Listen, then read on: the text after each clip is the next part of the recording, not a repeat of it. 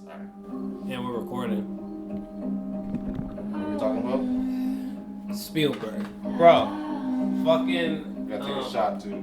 Oh, yeah, we got to, but bro, artificial intelligence. I haven't thought about this film in a long goddamn time, but, we gotta watch this shit. We should put this shit on in a little bit, you know what I'm saying? Not only, this is obviously like a masterpiece right here, but, this is one of my favorite films all time, Dom. All time. You said this was your favorite Spielberg film?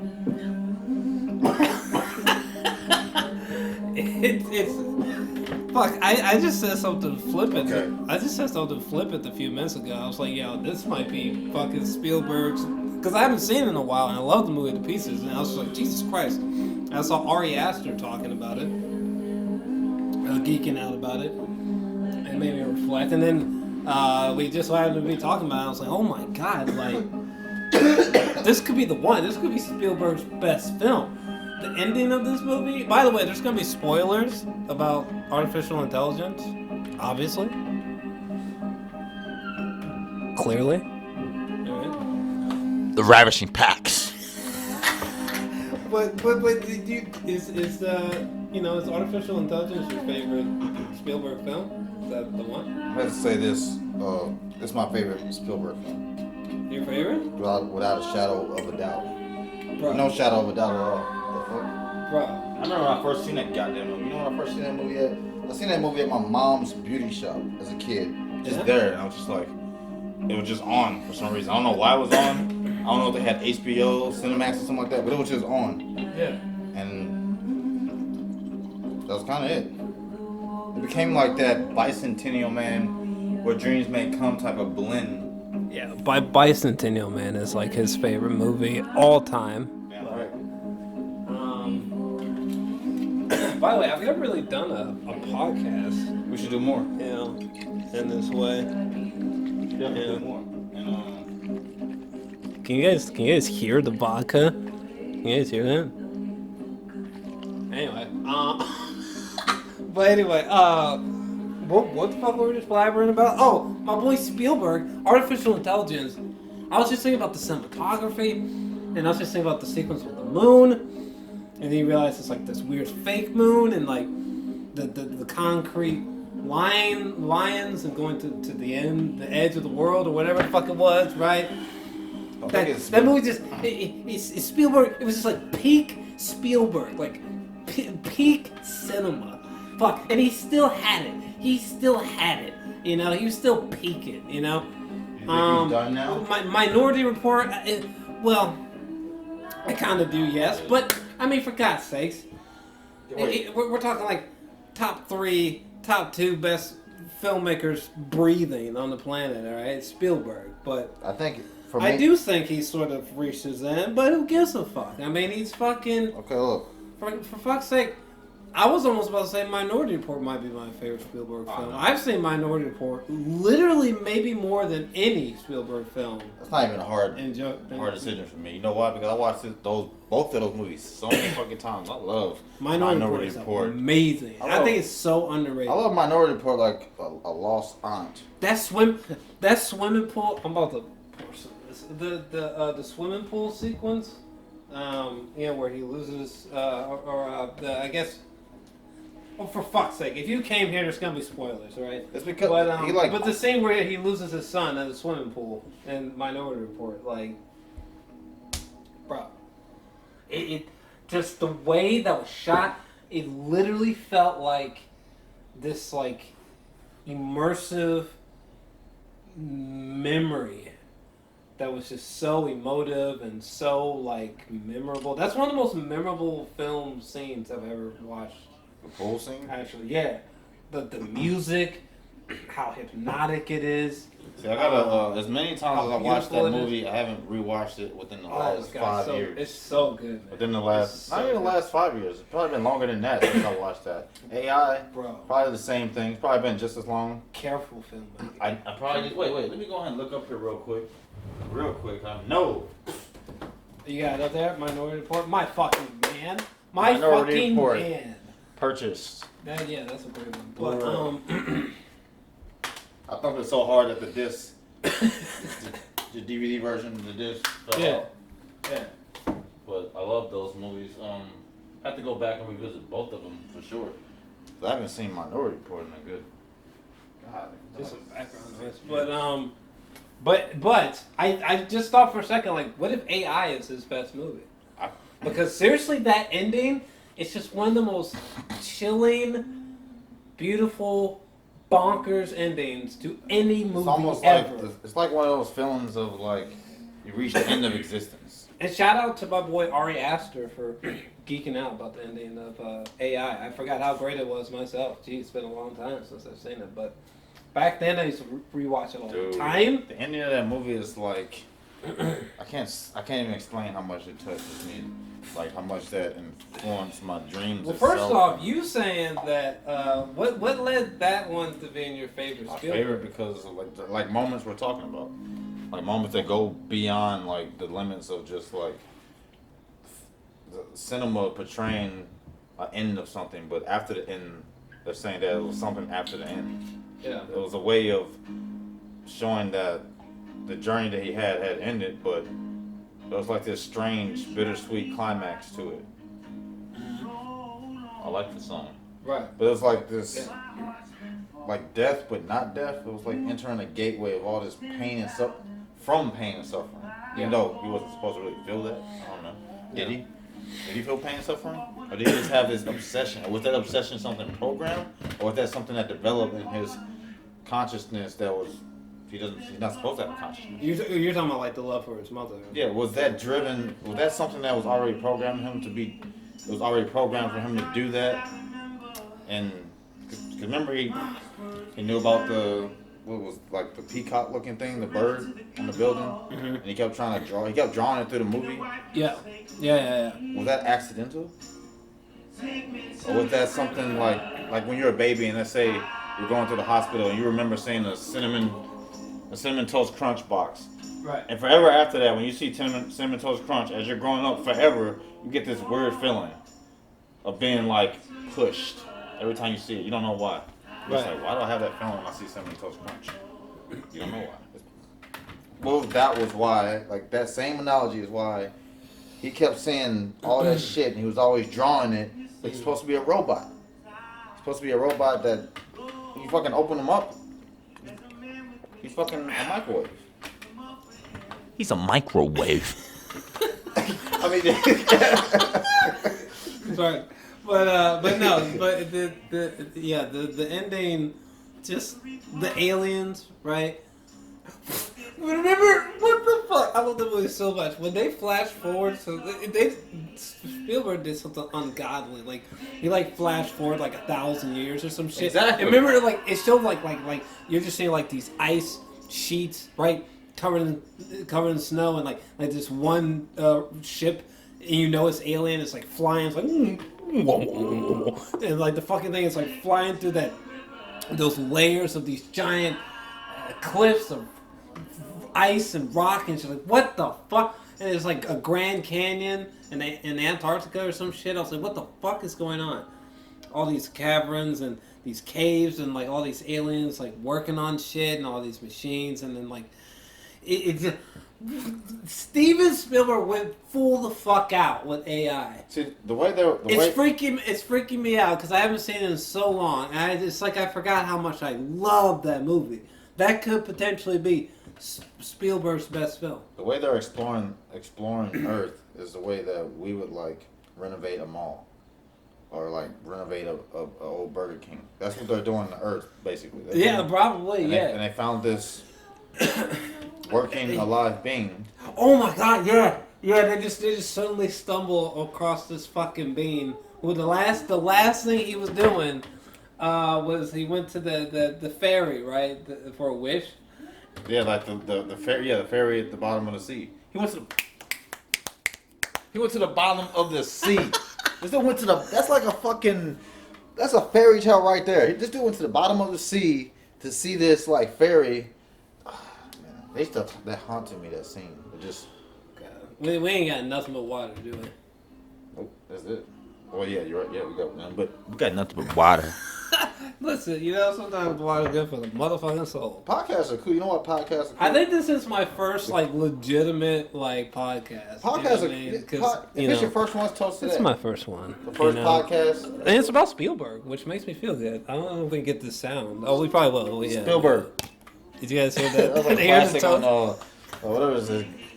Oh no! Wait. Here's what we should do. Yeah. All right. We're gonna do a toast. Spielberg first podcast. Yeah. There we go. Boom. That was good. That Yeah. was a good sound. Hell yeah. Podcast, you can basically say what you want. You can just say what you want. We're on the 360 mic, Oh yeah, it's a 360 mic. Yeah, this is what we're gonna be. I'm gonna be using for those audio dramas and shit. Yeah, I don't know what's going on with this. Shit got serious in this video. Shit, you should put on some Miss Somber. Miss Somber. You should play the house that Orga built or some shit, cause that's the one. That's the track, baby. But holy shit. Right now. I think people have been wanting me to do a podcast. So here we are. You guys let me know how you enjoy it. Fuck, I gotta take this shot, don't I? Jeez. Well, kind of dreading it. Same. But yeah, AI. Jesus Christ. I forgot how devastating that ending was.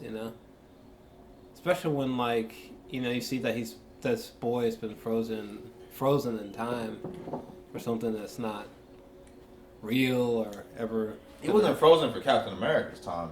He was frozen for eons. like centuries. Centuries. Steven Spielberg lost his motherfucking mind when he made that movie. He went full the fuck out. It's peak Spielberg. Hold on a second. It's peak Spielberg, baby. He's on the bird, baby. I'm the This fucking doesn't even bird. make sense. But it's peak Spielberg. Peak. Iceberg peak. It's interesting because I've never really thought about what would my favorite film from Spielberg would be. But I must say, AI would be hard to beat in my book. I'm not sure which one it would be, but I gotta. it'd be very difficult for me officially, and I have this decision made for because a long time. Because the whole film, even before that, like when it went with Jude Law,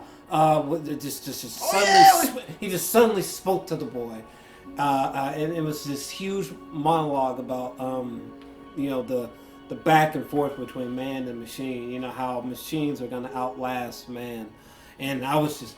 The movie is, oh my god, it's so fucking deep, bro. It's so compelling. It's a shame that movie's so underrated because, bro. It is very underrated. Oh, man. Oh my god, it was like when I revisited, what was it? Nolan's Insomnia. It's just such a treasure, Insomnia is moved up on the list for me of favorite Nolan movies. For sure, it's moved up there. That's a good ass movie. I'm gonna have to watch that again. I only watched it once. It's so good, my lord. Look, we got William Hurt in this movie. Which one? AI. Oh, AI. Yeah, my boy. Brendan Gleeson, who played in, of course, Gangs of New York. What's this? Remember the dude who was... Show me his face. Show me his face. I got right there. Where? The dude who was like... Oh, my boy! 28 days later? Yeah. He's like, get out of it. Yeah, that dude. 28 days later. Yeah, I kind of like this podcast thing. Yeah, this is great. We might have to be careful with music, but hey. Yeah. Dude, I forgot about it, but... No, but we've been talking mostly, so I think it's probably fine. What if they was like, let's just rip away the talking, we got Midsomber. Well, there's videos where people have music in the background or outside. Yeah, they shouldn't trip off of it. Fuck it, we'll be fine. But at the same time, either way, right. I do like the idea of sort of like a podcast thing. I'm not usually like just an audio, usually just looking at my bug-eyed face, but. Yep, and this is where you can be like, fuck it, it's a podcast. But this is weird because we could fucking just be over there talking, and they would hear us for real. You could do a quick twist. I could literally, I could just run all the way over the fuck over here, and they can still hear me. Podcast, it's the Mac Daddy. That's weird, but I'm not even joking. You should put on AI right fucking now, bro. on the Mac. You even got Noah in this bitch. Darren Aronofsky. My man. Oh, yeah, I got a nice Blu-ray My collection, man. which it started to like transverse over to digital copies. I'm not gonna lie, I just started buying a lot of digital stuff. I still haven't tried I did. Jesus. I did start buying a lot of digital stuff. A lot of these movies come with digital copies, so that's pretty awesome too. So I got it on iTunes. I want to watch it on iTunes. I want to watch it on Prime. I could do it on TV. That's pretty goddamn slick to me. That's a goddamn great. Y'all, listen. I know we strayed away from Spielberg a little bit, but for goodness sake, This movie. he fucking Noah from Darren Aronofsky is the one. That's a fucking. That's one of my favorite Darren film. Darren fucking busted the fucking movie. And you got Mother up there. I love Mother. That's a great one. My favorite Aronofsky film is The Fountain. Let's just throw that out the way right now. Let's just get that out of the way right now. Oh yeah, before we go any further, I've been thinking like, yo, I would love to have like a really deep diving, comedy filled like podcast about cinema. Just like what we're doing right now, just geeking out, whether it's in video form, audio form, I don't really care. Anything that doesn't That's what we do anyway. that doesn't take 4 hours. What happens anyway? But that would be dope, right? Right. We talk about cinema like every day. Right, and now that we got the Criterion, y'all don't know. Like we're about to review 45 years soon. So recording Jeez. those conversations. Oh yeah, 45 years by the way. That movie, I'm not gonna say nothing about it. Yeah, we got to wait on it. Yeah. You know what I'm saying? I got to memorize some names and shit. Yeah, you work on I got to pay that movie some respect. Yeah. I don't want to lazily just talk about it. I got to pay some, Yeah, that's some the thing. respect. There's a lot of things I like about that movie. There's a lot of things I don't like about Spider-Man Far From Home. That's another thing. I'm getting off subject. I'm looking at my DVD collection and looking at my DVD collection and bringing up a lot of movies from different movies. I just Woo! Power move. Where the Wild Things Are. Spike Jones. Yeah. Yes. My man. Yes. Where my fucking man, my boy Spike. Yes. And shout out to one of the most underrated films probably ever created. Granted, it's more of a short, but either way, Spike Jones. What was it? I'm here or I'm not. Fuck, I don't forgot the fucking. I'm here. I'm here. I think it's I'm here. I forgot, dude. But I got the soundtrack, so. Listen, people, don't make that face, okay? We started drinking and shit, so why don't you shut your fucking mouth? That's what happens, man. Because people in the comment section, they're just like, I was bad. Shut up. They're gonna be all. Shut up. They about. All right.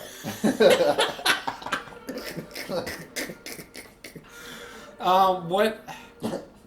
Shit, I don't forget what the fuck I was looking up. Spike Jonze's I'm Here. Oh yeah, so underrated. A little love story about the robots. So underrated. Hold on. It's a true story too. I mean, true in essence of like what it's based off of. Here, Spike Jones, my boy. A Mac. Sorry, I just wanted to fact check it, people. All right, but yeah, I'm here. The 2010 short, 35 minutes long, from Spike Jones. One of my favorite things. It's just such a delight. Just a delightful. If someone told me to describe that film, it's just delightful. Period. At the end, I love it. The filmmaking is out of control. Beautiful. I love the way. I think Andrew Garfield voices one of the robots, right? And I just love the look of the robots. They had a huge influence on me. Anybody who watches any of my sci-fi movies in the future, sees any of my sci-fi art in the future, you'll see somewhere an influence from, because I just love the robots and it's a little short. Like, remember this shit? Look at that. Hold on a second. Look at that. Look at that cinematography. What the fuck? And it was only like 35 minutes. It was so beautiful. I love the movie because it shows like how so beautiful. Obviously was what this dude's doing. Yeah. He's been one of those guys that's just like, fuck it, I'm Mr. Save-A-Ho. And I'm gonna save you from all these situations. But I'm gonna be that guy that catches the short end of the stick every time type shit. I'm sacrificing. Yeah. He's that guy. Can't say no either. He's in love. That type of shit. He's in love and he's like blind in love. So he would have gave his fucking the main part of his mainframe to her if she asked for it. I don't even know where you can find that now. You know, I remember I had that shit on my Zune.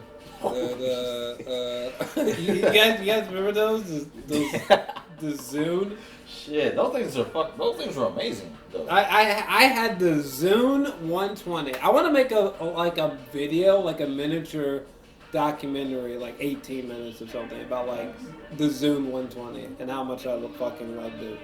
I had the Zune 16, Zune 30, Zune 80, Zune 120 at some point.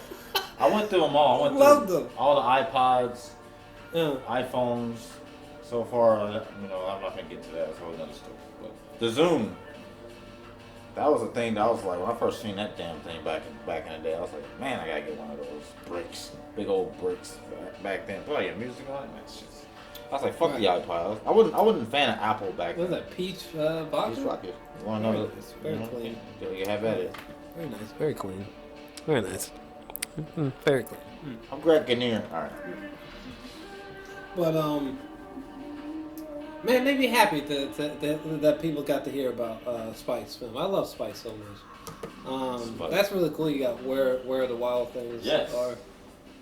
That's he brought that childhood book to life. In a strange way. God, shout out to my boy fucking Steven Spielberg. Shout out to motherfucking. Shout out to Jude Law and his undeniable handsomeness in AI. You know what I'm saying? Jude Law guy, man. My boy, the fucking Mac. One of the cleanest looking men I've ever seen in my whole life. I hate what happened to him in that movie. I hate that had to happen. I'm always sad about it. That last moment with him and the boy, Haley Joel Osment's character, whatever the fuck his character name was. What was his character name? Because he had that fucking little teddy bear with that deep ass voice, and he would Teddy. He's like, don't do it. And he would call his name, but I can't remember his voice. He's like, Daddy. What was his name? Right. God, I love that fucking teddy bear with that deep voice. People, that's not really the moon. Ebel, listen. Yeah. David, stop. Oh, David. Oh, gosh. I'm Gigolo Joe, and I'm here just for one night.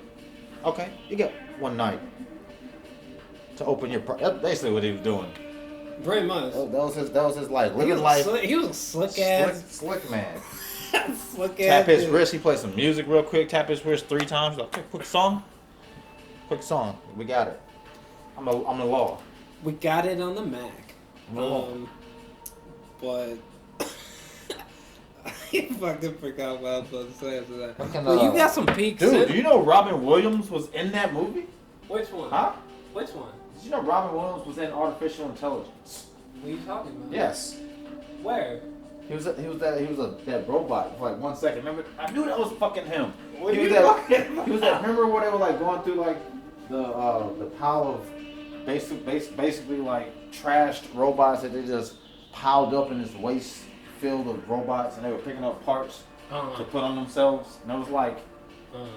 I believe I'm right. I don't know if I'm making this up, but I know it was a part where. First off, I very much so want to live in a universe where Robin Williams was with AI. I have no idea. AI again. First off, I've never even heard of what the fuck you're talking about. But I'm very interested to see if that is true. Man, when you hear his voice, you can be like, the Williams. First off, I feel like that's just amazing whether it was true or not true. I mean, first off, this looks like a pizza. Oh, that movie, the Princess, the Tale of Princess Kaguya? Yeah. Great Studio Ghibli movie. Very different. I'm loving this box set right now. Very different from the other ones. Very different, but that movie's, you just have to watch it. That's all I gotta say about that one. That's one of my favorites too. It's one of the newer ones. That's a Ghibli, however you want to pronounce it, classic. Yeah, classic. Had to get it on Blu-ray. Woo. See those 2 ghosts in the shells next to each other for no reason? Or they just next to each other? just to be acknowledged by God himself. We're both here. Alright. You got some great movies up here. I got some that sticks out. The original Alien. Oh yeah, Alien. I mean, shit. You can't go wrong with my boy Ridley fucking Scott's Alien. You got like some rarities. You got the Tree of Life. Not really a rarity, but it's just. It's just. Well, a lot of people are not talking about it. Yeah. I'll tell you that. Yeah, exactly. But I love it to death. Love that movie. I think The New World is probably my favorite Terrence Malick film. Jeez, I think we're gonna have to. Let's see. I know it's like a deep thing because it's Terrence Malick, but if I had to choose a current contender, The New World is fucking beautiful. I believe we're gonna have to agree. You know what I'm saying? Because it's not that meandering. Oh my god, I'm so bored. I'm gonna piss myself and go to sleep. But you know, it's not too short. It's just I really love The New World. There's something really. I feel like that movie really captures you when you watch it. Like you truly feel like you walk through the walls of a time machine and you're just there with them. That movie's remarkable to me. I have to agree. I'm trying to think of other movies, but they don't do it like The New World. New World really got me. I just thought it was so satisfying. Extended cut. Oh, boy, Terrence. James Horner did the soundtrack. For what? The New World. No, he did not. Yes. Did he? Jesus Christ. No Yes, he wonder did. I chose that one. My boy James. Motherfucker. Yes, James You know what? Horner. We should do podcasts just about composers. We could. Okay? We could. That That could be the next one. We because we love.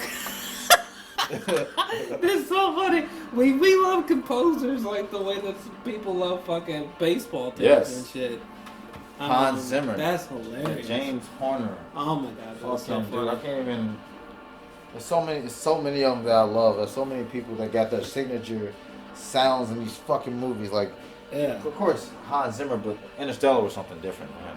But now, even now I listen to it though, I still hear that Hans little pepper toss in there. You can tell it's him. James Horner, you know it's James Horner. I don't give a fuck James what Horner, it is. you should put on some. What's a great track about my boy James? Oh, I'm gonna put on. He a did great- Legends of the Fall, right? Yes. Oh my I'm god. gonna put on- Did he? I'm gonna put on my favorite James Horner track, which is called "The Gift of Mortality" Put on. from Bicentennial Man. Shit, baby boy. That's my favorite. Once movie. you better put that song on now, because once we hit the 30-minute mark, I might pull a plug, maybe. You know, What if they I was- might want to what put out something short and sweet for people. I know, what if they were still eating macaroni? All right. What? God damn it, Okay. baby. Anyway,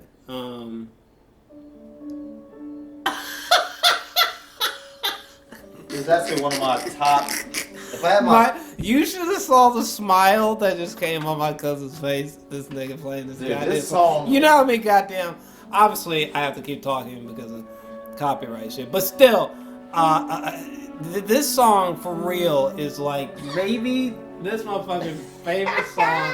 He has played this song I'll take a shot on that one. hundreds of thousands of times. Yeah, that's true. Probably, yeah. Since we were young men. Yes, and every day And I know I'm talking through it. Like I said, I kind of have to because copyright. But there hasn't been a day probably in my entire life that I haven't played this song in my entire life. Wait, I'm not gonna say my entire life. Ever since I heard this song when I had to listen to the end of the DVD just to hear it. did you like follow like what the director like made for this film? Like, did you like fall down like a rabbit hole? You know, whoever direct. I don't even know. That who fall directed down his director, the same director of Mrs. Doubtfire. it. Really? Is it? Oh wow! Wow! Same Really? director. Yep. Is that true? I'm about to fact check this. Is that true? That's amazing. That's a fun. true. That's a fun fact right there. Kurt Angle true. I did not. But before I got the soundtrack, I had to. I was a kid, so I just had to replay the movie. And listen But to you the know what I'm soundtrack. saying? Like when you start watching Bicentennial Man a bunch of times, did you like think about like who directed it? Oh yeah, I wanted to think about. I wanted to know who made it, so I could find other movies that they made, so I get maybe that same feeling. And Oh, Chris Columbus. Mrs. Doubtfire, you can tell. I forgot what's his name. I forgot his name. Who directed it? But you can tell that it was that same director. If you watch these movies over and over, you can tell it was that same director. Bro. Okay, not only. Hold on a second. Okay, yeah, you are 100% right. Chris Columbus, he made Miss Doubtfire, Bicentennial Man. He made the first and second Harry Potter. Jesus Christ. What? That's actually What? extremely impressive to me. I didn't know Because that. I love Harry Potter, obviously. Wait. Well, anyone who knows me, I clearly love Harry Potter. But anyway, But he directed the first and second movie? yeah. That's incredible, right? That is. Your boy. Yeah, my main man. I didn't My know boy that. Chris. Damn. I Shout had out any to Chris. idea that no, I didn't. I'm at to Goddamn, Chris made the first Home Alone. Damn. Well, he made the second one too, but goddamn, my boy Chris. Shout out to Chris fucking Columbus. Holy shit! What a really good drafter. Wow, impressed. wait. I Hold on. don't give a fuck about Percy Jackson now though. Right, well, what? Oh yeah, that's crazy, right? He directed Home Alone 1 and 2, Yes, he did. movies that have a nostalgic shotgun. Yes, he did. I'm gonna Yes, explain sir. in probably 20 seconds why Home Alone is nostalgic. Me and my grandma, when I was a kid, Came out the year I was born. me and my grandma as a kid used to watch Home Alone 2 every single Christmas. But it wasn't just we watched it every Christmas. It became something I watched like all the time when I was at my grandma's house. And she had this joke. This is getting personal. She had this joke. Because when I was a kid, she said, I'm getting ready to leave if you don't do this or that. And I was like, Grandma, don't leave me home alone.